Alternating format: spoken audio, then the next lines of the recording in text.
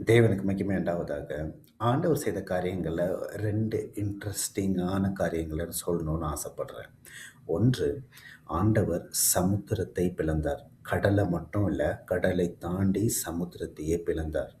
2வது, மோசேக்கு வழிய திறக்கும் பொழுது, அந்த ஜல குவியல் எப்படின்னா, பனிக்கட்டியா, ஐஸ் கட்டி போல மாறிருச்சாம். ஒரு வசனம் அழகா சொல்லுது. அத நம்ம வாசிப்போம்.